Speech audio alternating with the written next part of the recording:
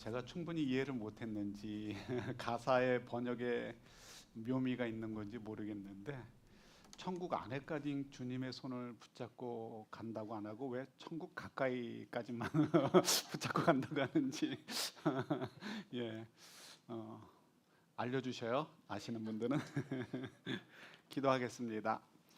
주님, 우리 주님과 손잡고 산다는 것, 이게 저희들의 현실이고 진짜임을 믿습니다.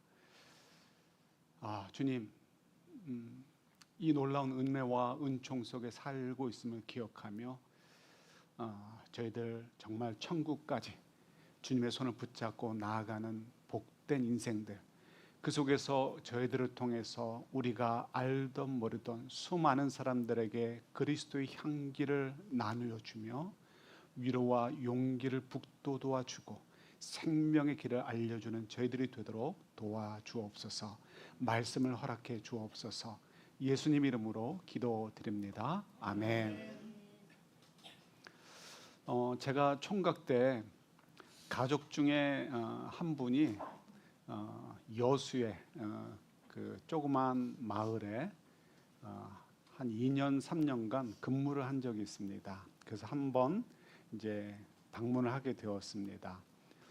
갔는데 바닷가에 너무 이쁘더라고요. 이쁘고 사람들이 윈드 서핑을 타는데 얼마나 멋있어 보이는지, 맑은 물 위를 바람을 따라 이렇게 달려가는 그 모습이 너무 아름다웠습니다. 그래서 서울 촌남이 놀래가지고 야, 나도 언젠가 한번 기회가 있을까 이런 생각을 해보았습니다. 꿈이 된 것이죠. 샌프란시스코로 이사를 왔습니다. 집 앞에 바다가 있고요. 그리고 바닷가에 윈드 서핑을 타는 사람들이 가득합니다. 뭐 가득은 아니어도 많이 계십니다. 처음에 생각을 했습니다. 하나님께서 내 꿈을 이루어 주시나 보다. 그런데 이내 알게 되었습니다. 몇 가지 사항들을 발견한 거죠. 첫 번째는 집 앞에 바닷가가 여수 바닷가처럼 맑고 깨끗한 물이 아니라는 것을 발견하게 되었습니다. 그 물 속에 들어가고 싶지 않더라고요. 두 번째는 윈드서핑을 타다 보면 반드시 물에 빠지는데 제가 빠졌을 때 놀라지 않고 견딜 만큼 수영을 잘하지 못한다는 사실을 또 깨닫게 되었습니다. 세 번째, 이런저런 이유로 아이 있는 아빠가 하고 싶은 거를 다 마음대로 할 수 없구나 하는 것도 알게 되었습니다. 마지막 제일 중요한 건데요. 이 세 가지 앞의 것들을 다 극복하고 제가 원하는 그 윈드서핑을 하고 싶을 만큼 그렇게 그 원하는 마음이 강렬하지 않다는 것도 발견하게 되었습니다. 그래서 총각 때 가졌던 꿈을 이룰 수 있는 집에서 살고 있지만 20년을 넘게 살고 있지만 여전히 윈드서핑을 하지 못하고 있습니다. 어떻게 보면 인생을 살면서 이렇게 돼도 그만 안 돼도 그만인 사소한 꿈들이 있습니다. 소망들이 있죠. 그럴 때 뭐 그냥 지나갈 수 있습니다. 그렇지만 인생을 걸고 꼭 이루고 싶은 소망이나 꿈들이 있을 수 있습니다. 여러분 어떻습니까? 우리들의 인생은 우리가 꼭 성취하고 싶은 꿈을 이룰 수 있는, 소망을 이룰 수 있는 그런 인생인가요? 아니면 평생을 신기루를 쫓듯 무지개를 쫓듯 그냥 허황된 소망을 가지고 살다 끝나는 것이 저희들의 인생일까요? 여러분들은 어떻게 생각하십니까? 여러분 잘 아시는 소설 연금술사 있죠? 파울로 코엘료가 쓴 소설입니다. 유명하죠. 오래된 책입니다. 이 책은 꿈을 이룰 수 있다라는 것을 저희들에게 메시지로 전달을 해줍니다. 그런데 이 꿈은 단순히 어떤 원하는 바를 쟁취하는 것이 꿈이 아니고요. 내가 왜 이 땅에 존재하는가? 내 인생의 가치는 무엇인가를 확인하면서 그것을 이루어가는 것이 이 연금술사에서 이야기하는 진정한 꿈입니다. 그래서 우리가 꿈을 이해할 수 있다. 그러니까 이루어질 수 있다. 꿈은 이루어질 수 있다라고 이야기하는 것이죠. 대충 조금만 소개해드리면 이런 것입니다. 스페인에 살고 있는 한 가난한 양치기 청년이 있습니다. 양을 치다가 오래된 이제 교회 안에서 잠을 청하게 되었습니다. 그러다 꿈을 꿨습니다. 피라미드가 있고 그 옆에 땅을 파면 보물이 발견된다는 꿈을 꿨습니다. 한 번 꾼 것이 아니고 2번이나 꿨습니다. 그러니까 생각하기를 이건 신의 계시인가 보다 생각을 하게 된 것이죠. 그래서 피라미드가 있는 곳을 찾아가서 보물을 캐기 위해서 길을 떠나게 됩니다. 여비가 없으니까 기르던 양을 다 팔아치웁니다. 그리고 배를 타고 이제 넘어가게 되죠. 그런데 북아프리카에 도착하자마자 사기를 당합니다. 돈을 다 날려버리게 되는 것이죠. 그냥 포기할 수도 없고 집에 돌아갈 수도 없고 어쨌든 돈을 벌어야 되겠죠. 그래서 열심히 일을 해서 돈을 벌게 됩니다. 여비가 생겼습니다. 집으로 돌아가지 않고 꿈을 이루기 위해서 피라미드가 있는 곳으로 떠나게 됩니다. 캐러밴을 만나서 가게 되기도 하고 오아시스에 머물게 되기도 하고 그곳에서 첫사랑인지 아닌지 모르지만 사랑하는 사람을 만나게 되기도 합니다. 그러면서 그 여인의 또 격려를 받아서 결국 스핑크스가 이 피라미드가 있는 곳으로 가서 꿈에서 봤던 그곳을 파기 시작을 합니다. 아무것도 나오지 않죠. 그때 지나가던 강도들이 그들을 핍박을 합니다. 자기의 이야기를 하소연합니다. 그러자 그 강도들이 막 비웃죠. 병사들인데 비웃습니다. 그리고는 그 중에 한 강도가 이야기를 합니다. 나도 꿈을 꾼다는 것이죠. 근데 자기가 꾸는 꿈은 이렇다는 것입니다. 어느 시골에 낡은 예배당이 있는데 양을 치는 사람들이 이제 양을 치다가 그 낡은 예배당에 와서 잠을 자곤 하는 그런 예배당이다라고 얘기를 합니다.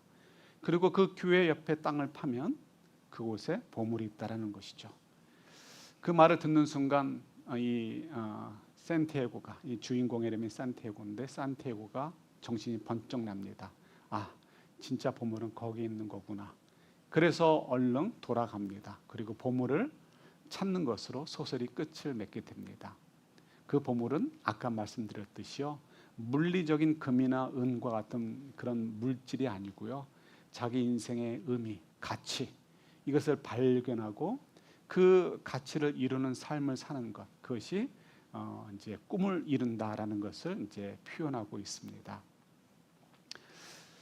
이 책이 주는 메시지가 있습니다. 저는 2가지를 보는데요. 첫 번째는 꿈은 이루어질 꿈은 이루어진다는 거예요. 그러니까 어떡하라고? 중간에 많은 어려움이 있어도 절대 포기하지 마라, 낙심하지 말라. 이것이 첫 번째 메시지고요. 2번째 메시지는 자신의 꿈을 현실 속에서 찾아야 되는데 현실 속에서 오는 그 고난과 어려움과 또 당장 눈에 보이지 않는 것 때문에 현실 도피를 하고 멀리 이집트에 있는 것처럼 생각하는 것처럼요, 살지 말라라는 것이죠. 우리의 꿈이 이루어지는 곳은 내 삶의 현장이라는 것입니다. 결혼하고도 계속해서 첫사랑만 생각하는 바보 같은 인생 살지 말라라는 것이죠. 첫사랑이 아니었습니다. 집에 가서 혼나시든 말든. 예. 자꾸 잊어먹잖아요. 예.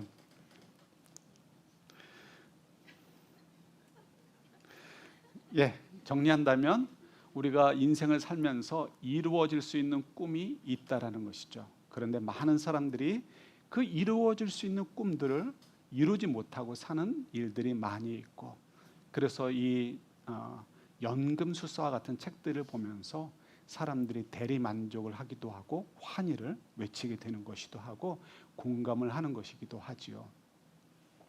신앙 생활을 하면서 저희들도 꿈이 있습니다. 인생에 대한 꿈도 있습니다. 여러분, 하나님 안에서 갖는 여러분들의 꿈은 이루어지고 계십니까? 어떻습니까? 한번 살펴보려고 합니다. 여러분, 나 정말 죽고 싶어, 이런 사람들의 이야기를 들어본 적이 있을 수 있습니다. 왜냐하면 인생을 살다 보면 어려울 때가 있거든요.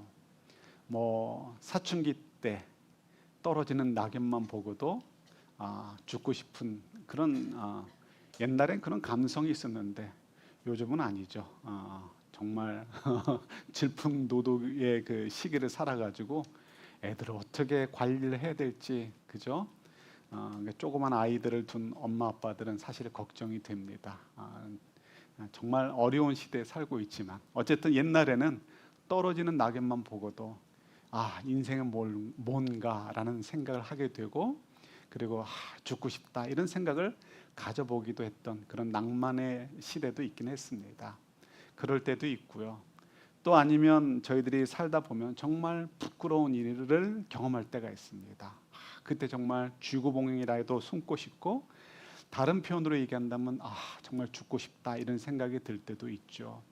아주 어려운 일을 만날 때 이게 정말 벽에 부딪혀서 더 이상 어떤 방법이 없는 것 같아라는 생각이 들 때, 그때도 죽고 싶다라는 생각이 들 수도 있습니다. 그렇지만 일반적으로 저희들이 신앙생활을 하면서 기도할 때 하나님 이제 저 죽여주세요 라고는 일반적으로는 기도하지 않습니다. 저한테 기도 부탁하는 분들도요, 한국에서건 저 동부에서건 서던에서건 이 노던에서건 어느 분도 이제 죽게 달라고 기도 부탁하신 분이 없었습니다. 물론 정말 죽고 싶다라고 생각 드는 때가 있죠. 그래도 기도할 때, 또 기도 부탁을 할 때 하나님 이제 저 죽여주세요라고는 잘 기도하지 않습니다. 이제 아주 큰 병에 걸려서 너무 고통이 심해서 하나님 이제 정말 저 데려가 주세요라고 기도할 수는 있다고 생각이 들어요. 그런 예외적인 경우를 제외하고는 일반적으로는 그렇지 않다라는 것이죠. 믿음의 사람들이라면 더 그러지 않아야 되는 것 아니겠습니까? 그런데 지금 저희들이 지난주에도 또 오늘도 묵상하는 이 엘리야 선지자를 보면요, 깜짝 놀랄 만한 기도를 하는 것을 보게 됩니다. 4절을 준비했습니다. 우리 오늘 본문의 앞부분인데요, 4절 한번 같이 받도록 하겠습니다. 같이 받습니다. 자신은 홀로 광야로 들어가서 하룻길을 더 걸어 어떤 로뎀 나무 아래로 가서 거기에 앉아서 죽기를 간청하며 기도하였다. 주님, 이제는 더 바랄 것이 없습니다. 나의 목숨을 거두어 주십시오. 나는 내 조상보다 조금도 나을 것이 없습니다. 엘리야 선지자는 정말 수많은 이적들을 행하면서 하나님의 능력이 얼마나 위대한지, 하나님이 얼마나 귀한 분이신지를 어느 누구보다도 잘 알고 있었던 사람입니다. 그런 엘리야가 큰 병에 걸려서 너무 아파가지고 하나님 이제 정말 참지 못하겠어요, 이제 죽여주세요라고 기도하는 것이라면 그래도 조금 이해할 만한데, 지금 아주 건강한 상태예요. 마음껏 도망 다니는 상태였습니다. 그럼에도 불구하고 왜 하나님께 하나님 이제 저 죽여주세요, 너무 힘듭니다, 지쳤습니다 라고 이야기하고 기도하고 있는지 우리가 좀 생각해 볼 부분이 있는 것이죠. 이유는 이렇습니다. 지금 엘리야는 도망을 다니고 있습니다. 왜냐하면 지난주에 우리가 잠깐 언급했듯이 850명의 바알 선지자, 또 이렇게 이 선지자들과 대항을 하다가 그 850명을 전부 다 죽이게 되었습니다. 그런데 이 850명을 서포트하던 사람이 누구였죠? 이세벨이라는 왕비입니다. 이 이세벨 왕비가 이 사실을 듣고 나서 뭐라고 했냐면, 내가 내일 이 시간까지 엘리야를 잡아 죽이지 않는다면 나는 모든 신들이 나를 저주해도 나는 정말 불평하지 않겠다라고 맹세를 해버립니다. 그러니까 최선을 다해서 엘리야를 잡아 죽이려고 하는 것이죠. 그래서 엘리야가 도망을 갑니다. 도망을 가면서 이제 4절에서 이런 고백을 기도를 하게 되는 것이죠. 그러면 이 말씀의 뜻은 이번만큼은 하나님께서는 나를 이세벨의 손으로부터 구원해 주실 수 없을 것 같아. 보호해 주실 수 없을 것 같아. 이런 판단을 해서 그래서 이왕이면 이세벨에게 잡혀 고문당하고 죽느니 하나님한테 깨끗하게 죽임을 당하는 게 낫겠다 싶어서 그런 마음으로 이렇게 기도하는 것일까요? 그렇다면 성경에 기록되어 있지 않겠죠. 그런 것이 아니죠. 우리에게 주시는 메시지가 있기 때문에 그렇습니다. 엘리야는 정말 하나님을 위해서 애를 썼던 사람입니다. 많은 고초가 있고 반대가 있고 비난이 있고 핍박이 있어도 하나님의 말씀이라면 무조건 순종하고 전했습니다. 그리고 행동을 했습니다. 지난주에도 우리가 좀 잠깐 묵상을 했습니다.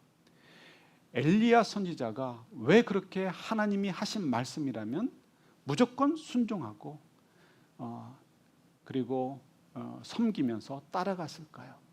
심지어는 자기의 목숨을 걸면서까지도 하나님의 말씀을 따라 살았습니다.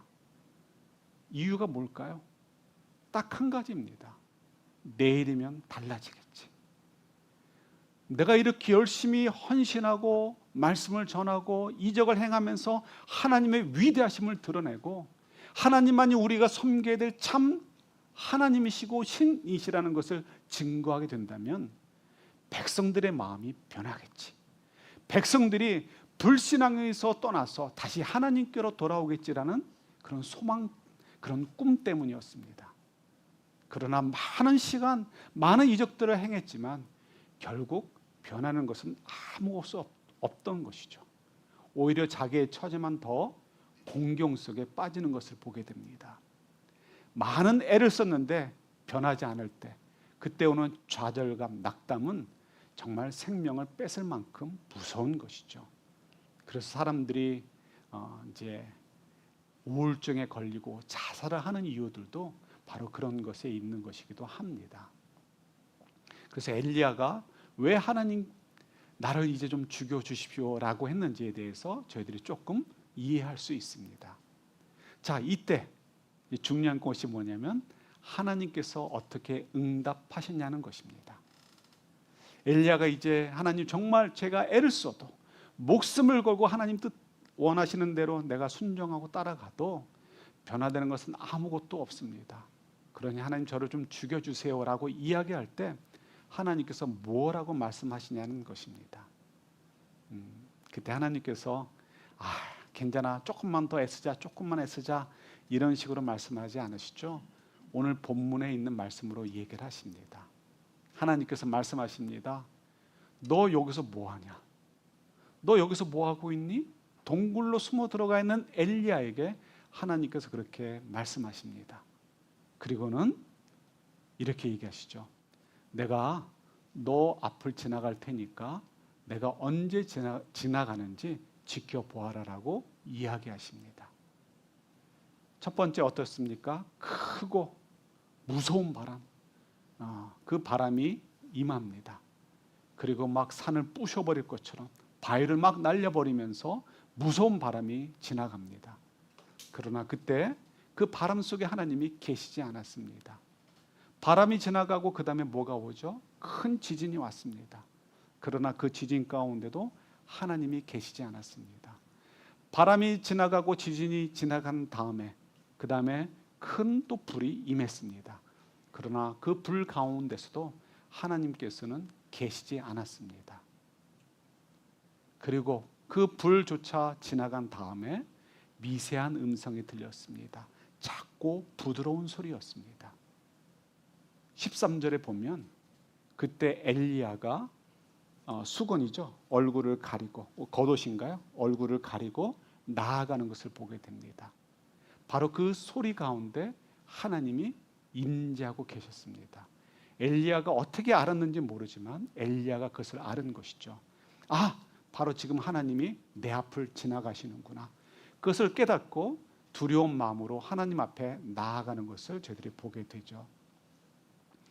왜 하나님께서는 이런 광경을 엘리야가 경험하도록 하게 하셨을까요? 당시의 사람들은 큰 바람, 지진, 큰 불, 이런 것들이 임할 때 신도 함께 임한다라고 생각을 했습니다. 반면에 아무것도 일어나지 않는 것처럼 잠잠할 때는 신이 그 자리에 임재하지 않는다라고 생각을 했습니다. 엘리야도 그런 영향을 받고 있는 것이죠. 그런 생각을 가지고 있었던 것이죠.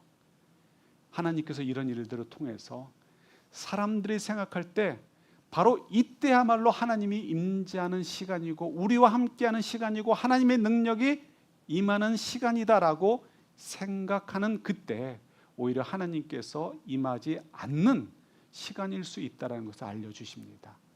그리고 하나님에 대한 생각을 접었을 때 이건 정말 하나님께서 계시지 않는 것이야. 하나님이 마치 잠자듯이 조용하고 우리에게 반응하지 않으시잖아 라는 그 순간이 오히려 하나님께서 우리들 가운데서 함께 하시고 역사하시는 순간일 수 있다는 것을 우리에게 알려주고 계시는 것이죠. 엘리야에게 그것을 보여주십니다. 그러면서 말씀하시죠. 우리 뒷부분에 보면 우리가 다 읽지 않았어도 이런 말씀을 하십니다. 엘리야야, 너 이제 일어나 가서 예후라는 사람에게 기름을 부어서 아합 임금 다음에 이스라엘의 왕이 되도록 세우도록 하여라 라고 말씀하십니다. 그 다음에 또 하사엘이라는 사람을 찾아서 그 사람에게 기름을 부어서 시리아의 왕이 될 것이다 라고 세워주라라고 말씀하십니다. 이 말씀은 뭐냐면 정말 미세한 가운데 하나님이 계시지 않는 것처럼 아무것도 특별한 일이 없는 것 같지만 그 속에서 하나님께서 어떻게 하신다? 엘리야가 두려워서 도망다니는 아합이나 이세벨 왕비조차도 세우기도 하고 무너뜨리기도 하실 뿐만 아니라 또 다른 왕을 세우시기도 하신다는 것을 알려주시고요. 이스라엘보다 훨씬 큰 시리아 왕의 왕조차도 하나님께서 세우시고 무너뜨리신다는 것을 알려주고 계십니다. 그걸 통해서 무엇을 우리에게 알기를 원하시는 것이죠? 모든 일들은 하나님께서 계획하시고 하나님의 뜻대로 이루어지고 있다라는 것을 엘리야가 알기를 원하시고 또한 저희가 알기를 원하신다는 것입니다. 그래서 우리가 하나님 안에서 가질 수 있는 꿈은 반드시 이루어지고요. 하나님의 약속, 우리 인생 가운데 이루어지는 약속들은 반드시 이루어질 꿈이라는 것을 우리에게 알려주고 계시는 것이죠.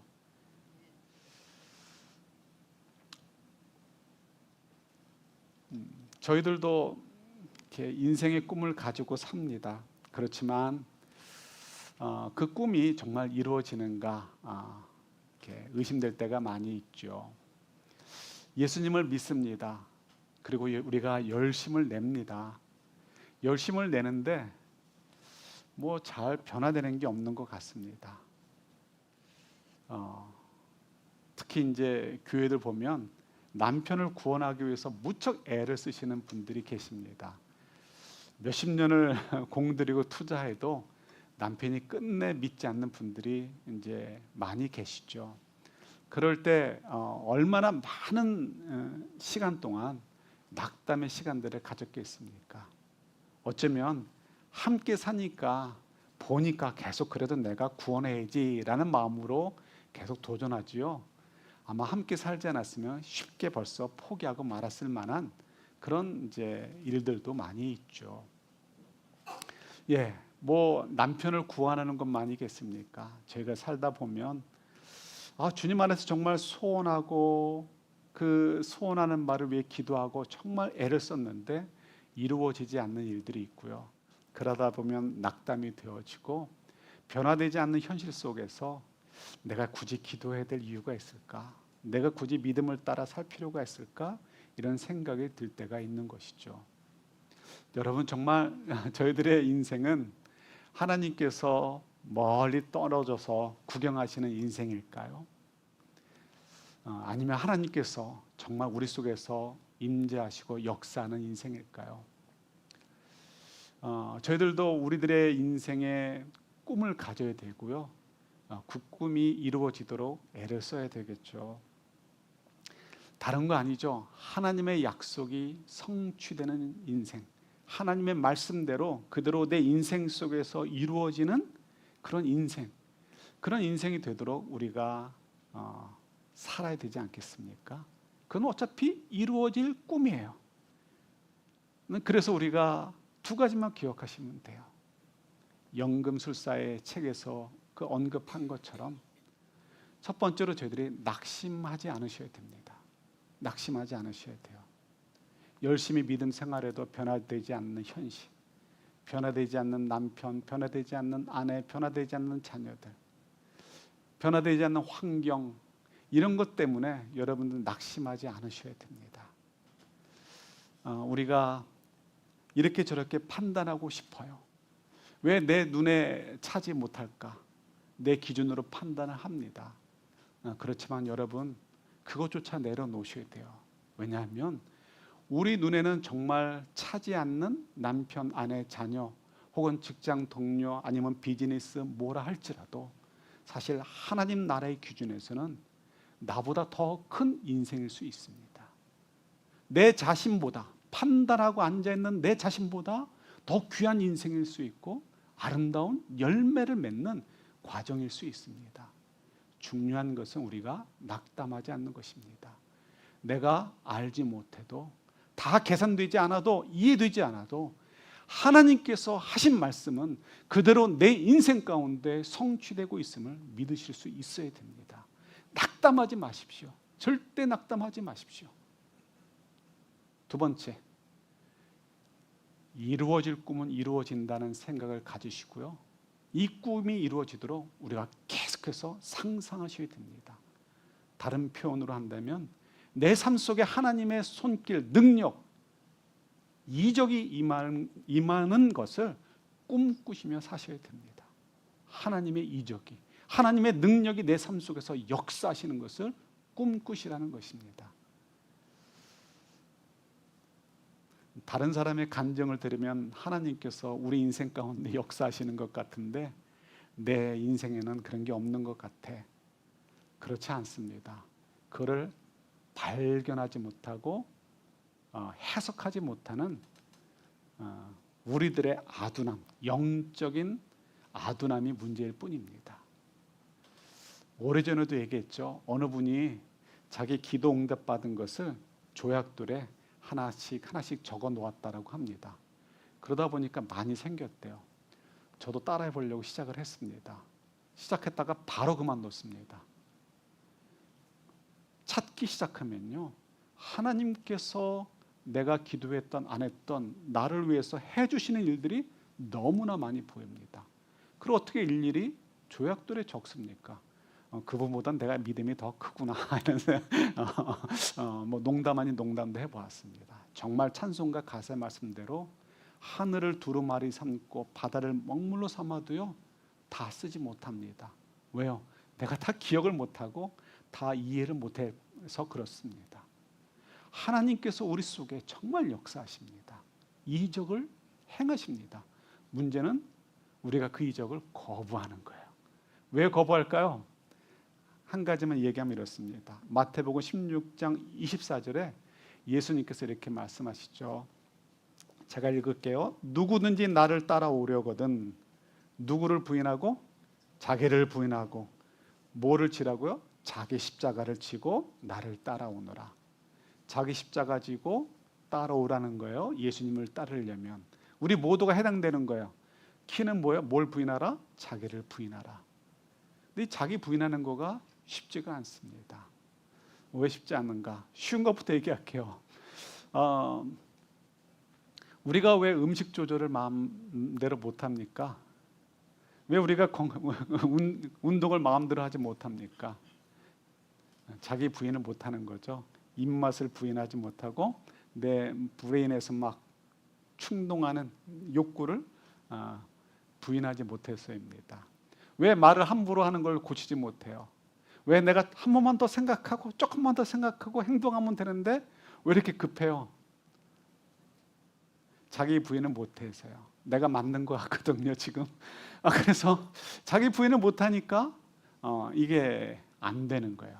저도 성격이 급해가지고 이거 바꾸느냐고 정말 무던하게 애를 쓰는데 그래도 조금은 늦춰진 것 같아요.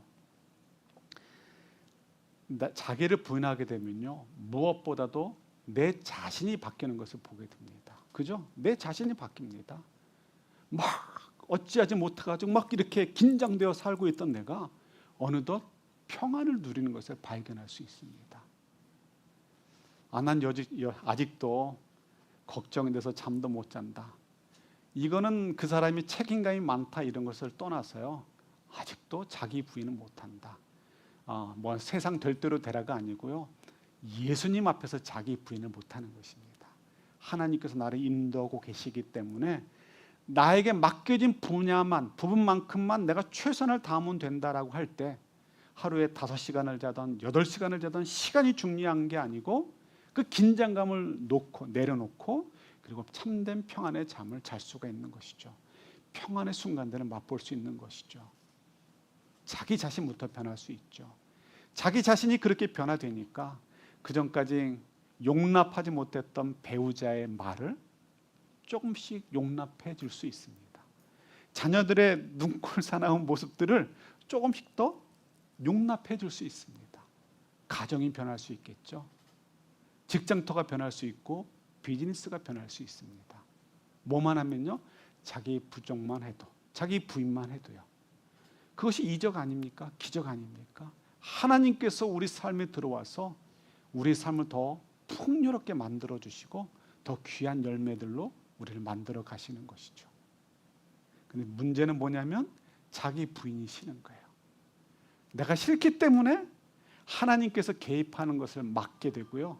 그러다 보니까 내 삶 속에서 이루어질 수 있는 꿈이 이루어지지 못하고 살 때가 많이 있는 것이죠. 이적이 없는 것이 아닙니다. 우리가 자기 부인을 못해서 이적을 경험하지 못하는 것입니다. 우리의 꿈 무엇일까요? 우리 교회의 꿈은 무엇일까요? 수노 오어 레이러 교회 건물을 사야겠죠. 어쩌면 1년 안에 살 수도 있을지 모르겠습니다. 그러길 이제 은근히 바라고 있는데요. 이제 앞으로 1년 안에 중요한 것은 정말 암만 생각해도요. 건물이 아닌 것 같아요. 언제 말씀드렸듯이 건물 산다고 기뻐할 것 같지 않습니다. 정말이에요.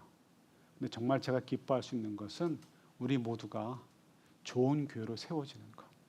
그죠? 그거 보면 기뻐할 것 같아요. 그러기 위해서는 저와 여러분들이 내 인생에서 이루어질 꿈을 위해서 경주하는 것입니다. 포기하지 않으시고요. 내 인생을 돌아보는 것이죠. 하나님 안에서 내 인생의 의미는 무엇이고 가치는 무엇일까?